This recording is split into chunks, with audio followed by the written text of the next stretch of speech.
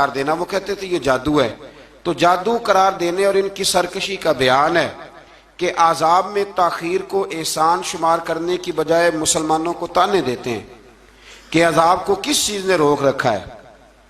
آگے چل کے انسان کی خود غرضی کو بیان کیا اللہ تعالیٰ، فرمایا کہ اللہ تعالیٰ کسی انسان کو کوئی نعمت عطا کرتا ہے تو وہ اس پر شکر گزار نہیں ہوتا، لیکن اگر نعمت چھن جانے پر تو پھر نا امید اور ناشکرا ہو جاتا ہے۔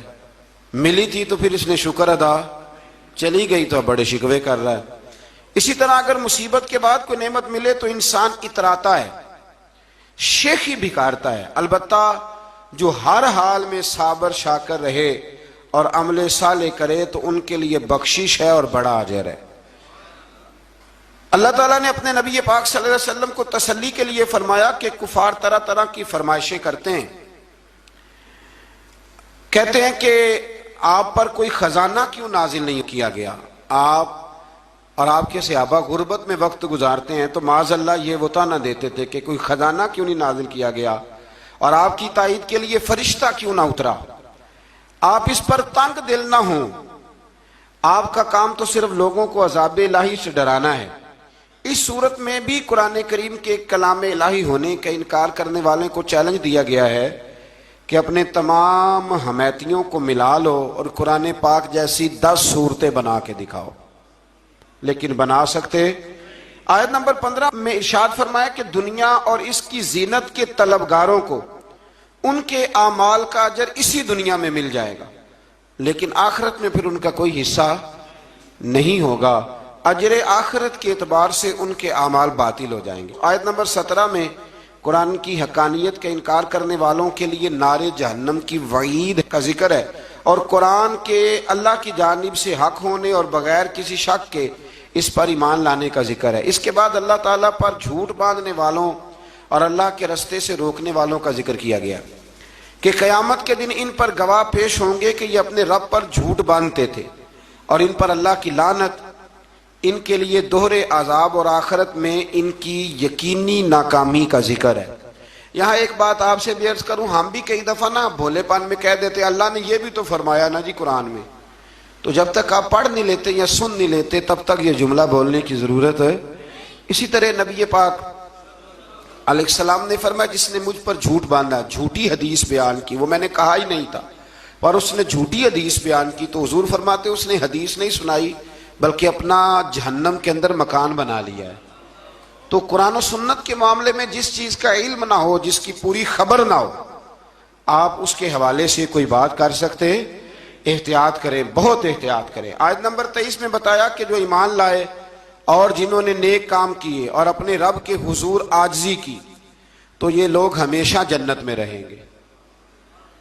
مزید فرمایا کہ مومن اور کافر کی مثال ایسی ہے جیسے اندھا اور بینا، مومن گویا دیکھنے والا ہے اور کافر گویا اندھا ہے اور بہرا اور سننے کی صلاحیت رکھنے والا۔ آیت نمبر 25 سے 23 تک میں پھر حضرت نوح علیہ السلام اور ان کی قوم کے حالات بیان ہوئے کہ نوح علیہ السلام نے جب اپنی قوم کو توحید کی دعوت دی اور انکار پر عذاب الہی سے ڈرایا تو قوم کے سرداروں نے ان سے کہا، بھلا کیا کہا؟ کہنے لگے آپ تو ہم جیسے بشر ہیں، تو ہماری طرح ہی ہیں آپ، اور آپ کے پیروکار پسماندہ یعنی غریب لوگ ہیں اور کم عقل لوگ ہیں، ہماری رائے میں آپ کو معاذ اللہ ہم پر کوئی فضیلت حاصل نہیں، بلکہ معاذ اللہ ثم معاذ اللہ۔ کہنے لگے آپ تو جھوٹے ہیں، اللہ کے نبی کو کہہ رہے ہیں معاذ اللہ، استغفر اللہ۔ نوح علیہ السلام نے جواب دیا کہ میں اپنے رب کی جانب سے واضح دلیل رکھتا ہوں اور اس نے مجھے رحمت سے نوازا ہے، لیکن تم میرے مقام کو سمجھنے کی صلاحیت نہیں رکھتے، تم اتنی صلاحیت رکھتے نہیں ہو۔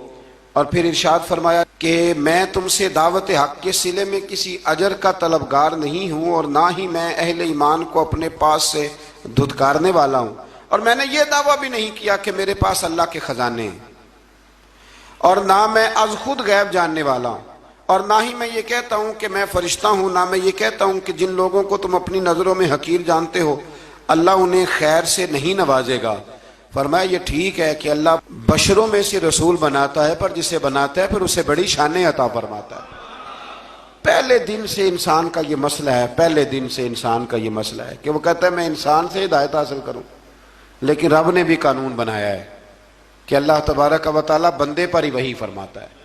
فرشتوں اور جنوں کو اللہ نے اس منصب کے لیے منتخب نہیں فرمایا۔ قوم نوح نے کہا کہ آپ نے ہم سے بہت بحث کی معاذ اللہ، پس جس عذاب سے آپ ہمیں ڈرا رہے ہیں وہ لے آئیے۔ تو نوح علیہ السلام نے کہا کہ اللہ چاہے گا تو تم پر عذاب بھی آ جائے گا۔ آیت نمبر 37 سے 47 میں بتایا کہ اللہ تعالیٰ کی طرف سے نوح علیہ السلام کو حکم ہوا کہ ہماری نگرانی میں اور ہماری وحی کے مطابق آپ کشتی بنائیے، اور ظالموں کے بارے میں ہم سے کوئی بات نہ کریں۔ حضرت نوح کی خواہش تھی کہ یا اللہ انہیں بھی معاف کر دے، فرمایا یہ ظالم ہے تو میرے نبی ان کے بارے میں مجھ سے کوئی بات نہ کریں، وہ ضرور غرق ہو جائیں گے۔ پھر وہ کشتی بنانے لگے، اور جب ان کی قوم کے سردار ان کے پاس سے گزرتے تو ان کا مذاق اڑاتے۔ یہ آپ کیا کر رہے ہیں؟ آج بھی وزیر مشیر بڑے بڑے لوگ اللہ ماشاءاللہ دینداروں کا مذاق اڑاتے نہیں؟ اڑاتے ہیں کہ نہیں اڑاتے مذاق؟ یہ کن کا طریقہ ہے؟ یہ تو قرآن مجید کہہ رہا ہے کہ حضرت نوح کی قوم جو کافر تھی ان کا طریقہ ہے اہل ایمان کا مذاق اڑانا۔ تو وہ مذاق اڑانے لگے۔ نوح علیہ السلام نے کہا کہ وہ وقت آنے والا ہے کہ جب تمہارا مذاق اڑایا جائے گا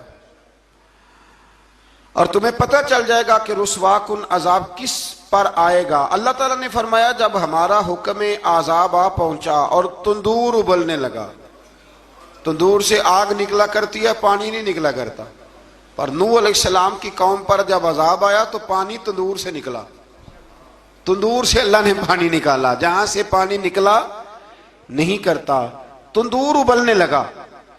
اللہ اکبر۔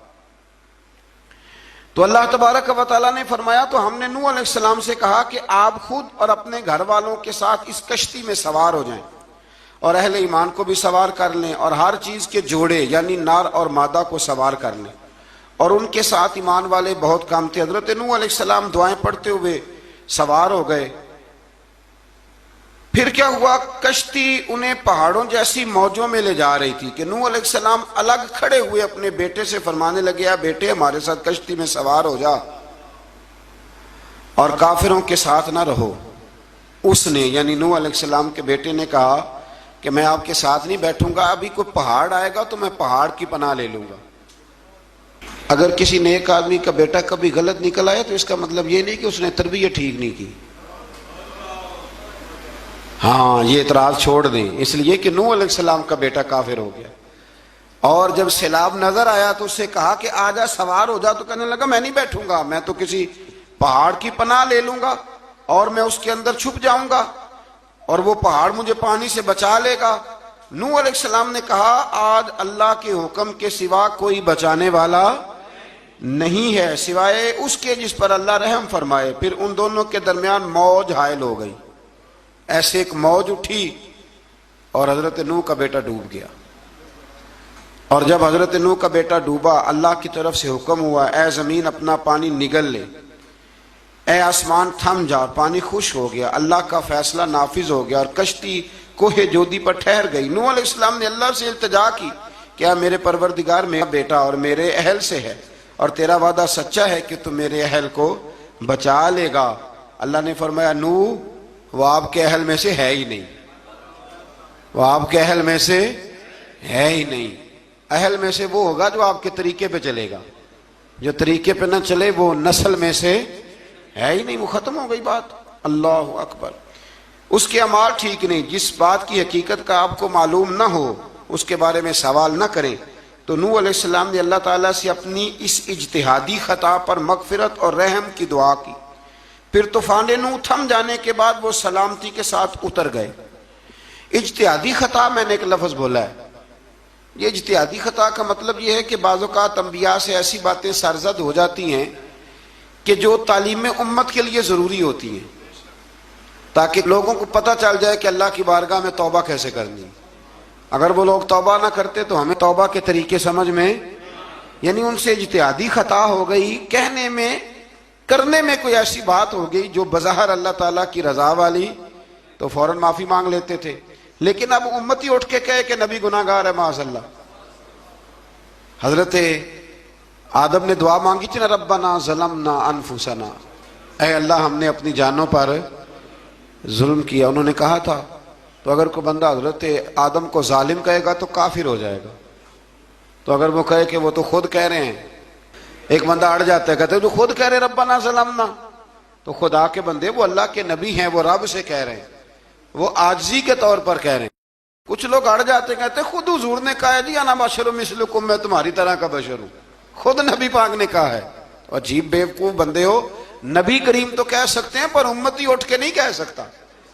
اس نے تو کہنا ہے وہ حبیب اللہ ہے، اس نے تو کہنا ہے وہ قیامت میں شفاعت کرنے والے ہیں، امتی نے تو کہنا ہے وہ سارے نبیوں کے سردار ہیں، وہ امام الانبیاء ہیں۔ امتی وہ لفظ ادا کرے گا جو اس کے بنتے ہیں۔ اب کوئی بندہ اٹھ کے کہہ دے، دیکھے نا ایک بہت بڑا عالم تقریر کرتے ہوئے کہے جی میں تو ان پڑھ آدمی ہوں، تو اس کا شاگرد کہے کہ استاد جی قسم اٹھائے ہاں آپ نے تقریر میں کہا نہیں میں ان پڑھ ہوں، آپ تو ان پڑھ ہے۔ تو یہ بات ادب ہے کہ بے ادبی ہے؟ چلیں اس سے آگے چلتے ہیں، یہ بھی ذرا مشکل سے سمجھ میں آئے گی۔ ایک اور بات جو جلدی سمجھ میں آ جائے گی، ایم این اے جب اعلان کرتا ہے، تقریر کرتا ہے، الیکشن لڑتا ہے تو کہتا نہیں میں قوم کا خادم ہوں، کہتے ہیں نا کہ میں قوم کا خادم سے آپ کیا کچھ کراتے ہو؟ سارے کام کراتے ہیں نا۔ خادم کو بندہ یہ بھی کہہ لیتا ہے کہ جھاڑو دے دے گلی میں، کہتے ہو کہ نہیں کہتے؟ تو اس نے بھی تو سپیکر میں کہا میں خادم ہوں، کہو اس سے کہ جھاڑو دے گلی میں آ کے، پھر پتہ کیا حال ہوگا؟ جھاڑو تو نہیں آئے گا اور ہو سکتا ہے کچھ ہے آ جائے۔ تو اس لیے اب کوئی بندہ کہ جی انہوں نے خود کہا ہے، تو ایک کچھ پوری جماعت ہے لوگوں کی جو بات کو سمجھتی نہیں، کہتے ہیں خود کہا ہے میں بشر ہوں، انہوں نے خود کہا میں غیب نہیں جانتا، انہوں نے خود کہا میرے پاس خزانہ کوئی نہیں، انہوں نے خود کہا میرے پاس کوئی شے نہیں۔ تو اس لیے آپ سمجھیں کسی کے لفظوں پر اگر آپ گرا لگا کے بیٹھیں گے تو پھر اس سے بے ادبی ہوگی۔ تو نوح علیہ السلام نے اللہ سے اپنی اجتہادی خطا کی معافی مانگی۔ اب حضرت نوح کو کوئی خطا کار کہے گا تو بہت بڑا مجرم بن جائے گا، اس لیے کہ وہ اللہ کے نبی ہیں۔ آیت نمبر 50 میں قوم عاد کا ذکر ہے، اور ان کی طرف دعوت توحید دینے کے لیے اللہ تعالیٰ نے حضرت ہود علیہ السلام کو بھیجا۔ ہود علیہ السلام نے قوم سے کہا کہ میں تم سے کسی چیز کا اجر طلب نہیں کروں گا، میرا اجر میرے اللہ کی بارگاہ میں ہے، پس تم اپنے رب سے بخشش مانگو، پھر اس کی بارگاہ میں توبہ کرو، اللہ تعالیٰ تم پر موسلا دار بارش برسائے گا اور تمہاری قوت میں اضافہ فرمائے گا۔ قوم عاد نے دعوت حق کو رد کیا اور ایمان نہ لائے، بلکہ ہود علیہ السلام پر طنز کیا۔ وہ کہنے لگے کہ ہمارے تو معبودوں نے، ہمارے بتوں نے معاذ اللہ آپ کو پاگل بنا دیا ہے، آپ کو مجنون بنا دیا ہے، الٹا حضرت ہود کو کہنے لگے، اس لیے آپ ایسی باتیں کرتے ہیں۔ ہود علیہ السلام نے کہا میں اللہ کو گواہ بناتا ہوں اور تم بھی گواہ رہنا کہ میں تمہارے شرک سے بری ہوں، اور میں اللہ پر توکل کرتا ہوں، اور میں نے رسالت کا حق ادا کر دیا ہے۔ آیت نمبر 58 میں اللہ تعالیٰ نے فرمایا جب ہمارے عذاب کا وقت آ گیا تو ہم نے اپنی رحمت سے ہود اور ان کے ساتھ مومنوں کو نجات عطا کی۔ قوم عاد نے اللہ کی نشانیاں اور رسولوں کو جھٹلایا اور دنیا اور آخرت میں لعنت کے حقدار ہوئے۔ آیت نمبر 61 میں پھر سے حضرت صالح علیہ السلام اور ان کی قوم سمود کے حالات کو بیان کیا گیا ہے۔ حضرت صالح نے کہا ہے میری قوم اللہ وحدہ لا شریک کی عبادت کرو، اس سے بخشش طلب کرو، اس کی بارگاہ میں توبہ کرو، اس نے تمہیں زمین سے پیدا کیا ہے، اس پر آباد کیا ہے۔ جواب دیا ہے صالح ہمارے آباء و اجداد کے معبودوں کی عبادت کو روکنے سے پہلے ہمیں آپ سے بڑی امیدیں تھیں، اور اب آپ ہمیں روکنے لگ گئے ہیں باپ دادا کے دین سے، لیکن اب ہمیں آپ کی دعوت کے بارے میں شکوک ہیں۔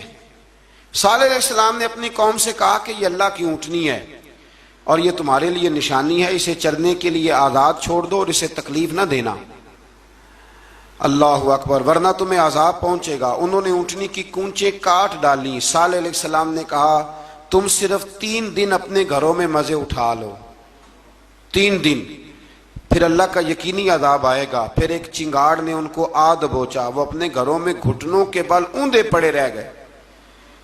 صرف صالح علیہ السلام ان کے ساتھ اہل ایمان اس عذاب سے بچے۔ یہ 3 قوموں کا ذکر ہو گیا، نوح علیہ السلام کی قوم کا بھی، ہود علیہ السلام کی قوم کا بھی، اور حضرت صالح علیہ۔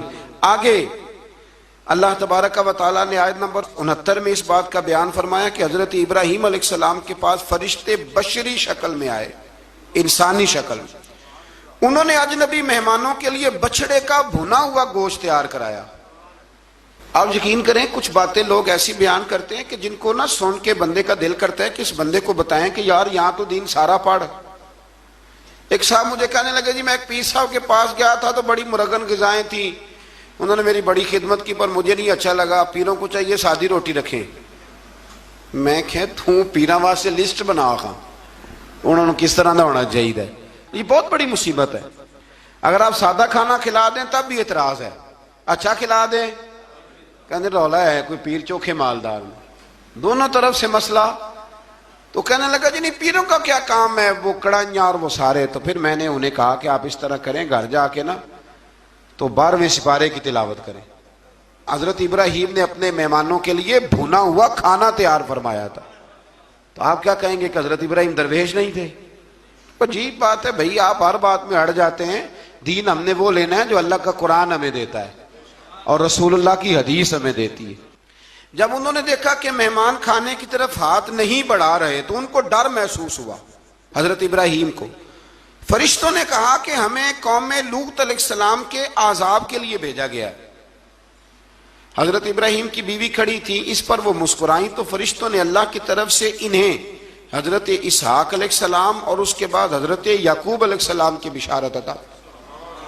اسحاق علیہ السلام حضرت ابراہیم کے بیٹے ہیں اور یعقوب علیہ السلام پوتے ہیں، اور یعقوب علیہ السلام کے بیٹے یوسف علیہ السلام. ہاں اللہ اگر چاہے تو 7 نسلوں میں نبوت رکھ دیتا ہے اگر اس کی منشا ہو. تو حضرت یعقوب کی بشارت دی. انہوں نے حیرت سے کہا کہ ہم دونوں میاں بیوی تو بوڑھے ہیں، اس عمر میں اولاد کیسے ہوگی؟ تو فرشتوں نے جواب دیا اے ابراہیم کے گھر والو، تم پر اللہ کی رحمتیں اور برکتیں ہوں. اللہ کی قدرت پر تمہیں کیوں تعجب ہے؟ اللہ فرماتا ہے کہ بیٹے کی بشارت سن کر ابراہیم کا خوف دور ہو گیا اور پھر وہ قوم لوط کے بارے میں گفتگو کرنے لگے. ابراہیم بہت بردبار، اللہ سے آہوزاری کرنے والے اور اس کی طرف رجوع کرنے والے تھے. اللہ تعالیٰ نے حضرت ابراہیم علیہ السلام کو فرمایا اے ابراہیم اس گزارش سے آپ گریزاں رہیں، اس کا یقینی فیصلہ ہو چکا ہے اور ان پر نہ ٹلنے والا عذاب نازل ہو کے رہے گا. وہ کیا گناہ کرتے تھے؟ لوط علیہ السلام کی قوم کو میں نے بتایا تھا، مرد مردوں سے بدفعلی کرتے. تو حضرت ابراہیم نے بھی عرض کی، بار بار گزارش کی، بحث کی کہ اللہ مہربانی فرما ان کا عذاب. آپ دیکھیں نبیوں کے حوصلے کتنے بڑے ہیں. قومیں تنگ کرتی ہیں اور طرح طرح کی باتیں کرتی ہیں اور پیغمبر پھر بھی کہتے ہیں یا اللہ مہربانی فرما، اے اللہ ان سے عذاب. آیت نمبر 77 میں حضرت لوط علیہ السلام کی قوم کی بدعمالیوں اور لوط علیہ السلام کے اپنی قوم کو بدعمالیوں کے باعث فرشتوں کی آمد، قوم کے بدعمال لوگوں کے دوڑ کر آنے اور حضرت لوط کو ان کے سمجھانے اور ان کے انکار پر مضطرب ہونے کا ذکر ہے، جس پر فرشتوں نے حضرت لوط کو تسلی دی کہ آپ فکر نہ کریں، ہم آپ کے رب کے فرشتے ہیں، یہ آپ اور ہم تک نہیں پہنچ سکیں گے. آپ رات کے آخری حصے میں قوم کی طرف توجہ کیے بغیر ہجرت فرما لیں، اس لیے کہ صبح کے وقت ان پر عذاب آئے گا. جب اللہ کا عذاب آیا تو اس نے بستی کے اوپر کے حصے کو نیچے کر دیا اور قوم لوط کے اوپر اللہ کی طرف سے لگاتار نشان زدہ پتھر برسائے گئے. لگاتار پتھر آئے. آیت نمبر 84 میں اللہ تعالیٰ نے حضرت شعیب علیہ السلام اور ان کی قوم کا ذکر فرمایا ہے اور ان کے جرائم کو بیان کیا گیا ہے. وہ ناپ تول میں کمی کرتے تھے، دوسروں کو چیزیں کم تول کر دیتے تھے. اللہ تعالیٰ نے ان سے فرمایا کہ فساد فی الارض سے باز آؤ اور اپنے سے پہلے سرکش امتوں کا انجام دیکھ لو. جب حضرت شعیب کی نصیحتوں کا ان پر اثر نہ ہوا تو پھر اللہ تعالیٰ نے انہیں بھی عذاب سے ہلاک کر دیا. آیت نمبر 94 میں فرمایا کہ جب ہمارا عذاب آیا تو ہم نے اپنی رحمت سے حضرت شعیب اور ان پر ایمان لانے والوں کو بچا لیا اور ظالموں کو ایک زبردست چنگاڑ نے پکڑ لیا تو صبح وہ اپنے گھروں میں اوندے منہ پڑے تھے، گویا وہ کبھی وہاں آباد تھے ہی نہیں. آیت نمبر 96 میں حضرت موسیٰ علیہ السلام کو عطا کیے جانے والے 9 معجزات کا ذکر ہے. پھر فرعون اور اس کے پیروکاروں کے باطل روش کے باعث ان کی ہلاکت کا بھی ذکر فرمایا، اور دنیا اور آخرت میں انہیں ملعون یعنی لعنتی قرار دیا۔ جن بستیوں کو اللہ تعالیٰ نے ہلاک کیا ان میں سے بعض کے آثار موجود ہیں اور بعض کے آثار تک معدوم ہو چکے۔ ان میں سے ہر بستی والے اپنے ظلم کے باعث ہی ہلاک ہوئے۔ اللہ تعالیٰ کسی پر ظلم نہیں فرماتا، لوگ خود اپنی جانوں پر ظلم کرتے ہیں۔ جو شخص عذاب آخرت سے ڈرتا ہے اس کے لیے اس میں نشانیاں موجود ہیں۔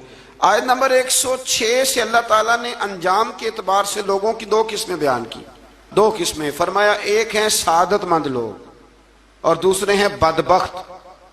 فرمایا بدبختوں کا ٹھکانہ جہنم ہے جس میں وہ ہمیشہ رہیں گے، اور نیک بختوں کا ٹھکانہ جنت ہے، وہ ہمیشہ اسی میں رہیں گے، اور ان کے لیے اللہ کی طرف سے نا ختم ہونے والی عطائیں۔ آیت نمبر 110 میں حضور صلی اللہ علیہ وسلم کو تسلی دی گئی کہ جس طرح یہ لوگ قرآن کے بارے میں اختلاف کرتے ہیں، اسی طرح قوم موسیٰ نے تورات کے بارے میں بھی اختلاف کیا تھا، اور اللہ نے ان کے اعمال کا پورا بدلہ انہیں دیا۔ آیت نمبر 112 سے سرکشی کو چھوڑ کر احکامات دین پر استقامت اختیار کرنے اور ظالموں کے ساتھ میل جول رکھنے سے بچنے کا حکم دیا گیا ہے، اور فرمایا کہ ظالموں سے میل جول کا انجام دوزخ کی آگ ہے۔ ہم لوگ نہ شکوہ کرتے ہیں، کسی حکومت کو بنے ہوئے 6 مہینے گزرتے ہیں تو شکوہ شروع ہو جاتا ہے، حالانکہ وہ خود تو نہیں نہ بنتے، ان کو کوئی بنانے والا ہے۔ تو ظالم کا جو مددگار ہوتا ہے وہ بھی ظالم ہوتا ہے، اس لیے احتیاط کریں۔ اور یہ صرف سیاستدانوں کی بات نہیں، دنیا کے ہر معاملے میں آپ غور کریں کہ آپ کسی ظالم کے مددگار تو نہیں۔ اللہ تعالی ہمیں حق پر استقامت عطا فرمائے۔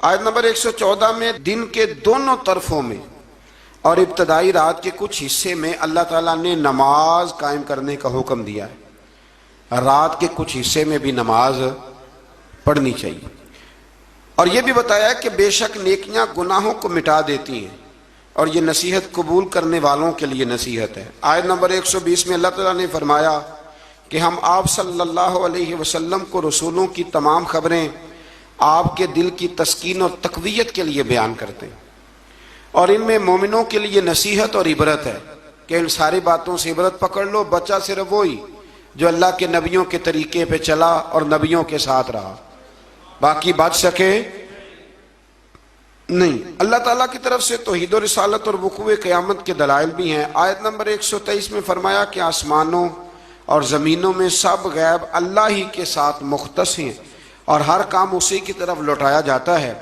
آپ اسی کی عبادت کیجئے، اسی پر توکل کیجئے، اور آپ کا رب لوگوں کے اعمال سے غافل نہیں ہے۔ اسی پارے میں نا آگے سورۃ یوسف شروع ہو رہی ہے، اس کو اللہ تعالیٰ نے کہا ہے کہ یہ بڑا پیارا قصہ ہے، احسن القصص کا، قصوں میں سونا قصہ۔